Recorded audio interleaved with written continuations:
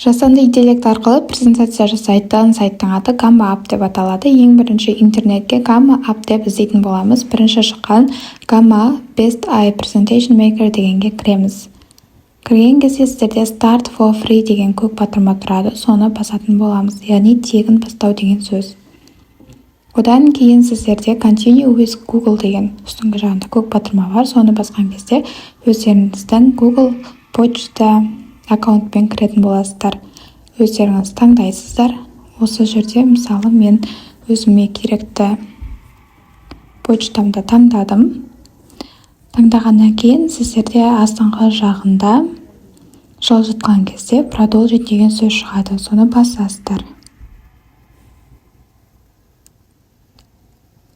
Біраз загрузка болады.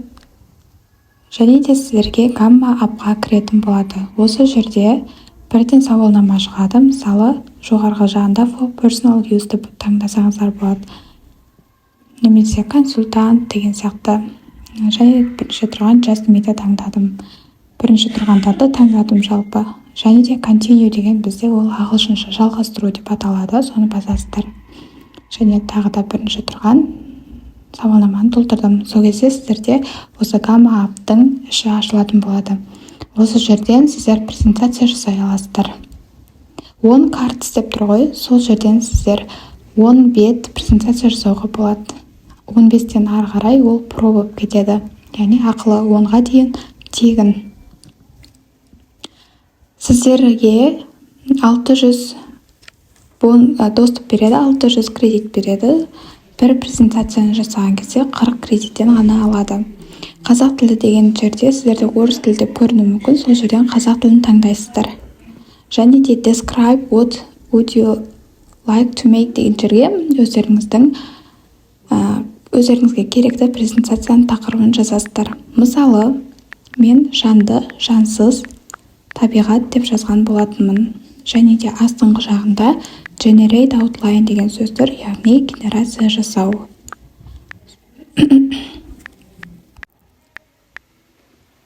Осылай тақырыбыңызды, сыныбыңызды жазсаңыздар болады. Міне, мен генерацияға бердім. Осы кезде загрузка жүріп, әрбір презентацияның бетінде қандай тақырыптар болатыны сізге көрсетілетін болады. 10 презентацияда міне 10 түрлі тақырыптар көрсетілді. Астыңғы жағында сіздерде Continue деген сөз тұр. Жаңағы айтып өткендей 600 кредит берілді жаңадан тіркелген аккаунтқа.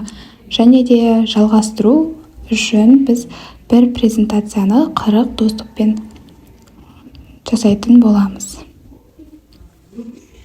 Астыңғы жақтарында өзгертетін жерлері де бар.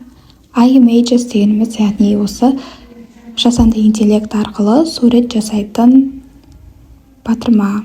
Сіздердің презентацияңызға жасанды интеллект суретпен бірге жасап беретін болады. Таңдап болғаннан кейін Continue'ді басамыз және сіздерге экранның түсі қандай болуы керек, презентацияның сол туралы шығатын болады. Осы жерден керектілеріңізді, ұнағандарыңызды таңдап аласыздар фонын. Және де Generate'ді басасыздар. Міне осы жерде бізде жаңағы сұраныс бойынша, тақырыбымызды жазғанымыз бойынша бірден жасап беретін болады көз алдымызда. Автоматты түрде сіздер бұл жасанды интеллектті телефон арқылы және де компьютер арқылы да жасай аласыздар. Менің қазір сіздерге көрсетіп отырғаным телефон арқылы, яғни кез келген жерде, кез келген уақытта оңай жасауға болады. Міне сіздерге көрсетілді қалай жасалғаны туралы. Әдемі суреттермен жалпы барлық ақпаратты толық қамтып жасап берді.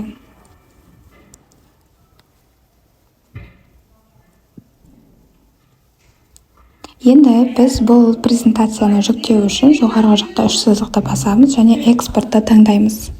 Экспортты таңдағаннан кейін тағы да бізде экспорт деген сөз шығады. Көріп тұрсаңыздар жүктеу батырмасының суретімен соны таңдап аламыз. Және export to PowerPoint таңдайсыздар, яғни өздеріңіз өзгерте алатындай PowerPoint-қа жасап ары қарай жұмыс жасасаңыздар болады. Осылай жүктеп телефондарыңызға сақтап аласыздар, және де компьютер арқылы шрифттерін үлкейтіп, алатын жерін алып, қосатын жерін қосып жасасаңыздар болады. Сіздерге өте тиімді. Және бұдан бөлек PDF форматта егер шығарам десеңіздер, бірден PDF форматта жүктеп алсаңыздар да болады. Енді өзіме жүктелген файлды мен телефон арқылы аштым. Сонда бізге осындай слайд жасап берді. Қараңыздар, барлығы бет-бетіне түсіп, суреттердің барлығы орнына қойылды. Осылай сабақтарыңызда қолдансаңыздар болады. Назарларыңызға көп рахмет.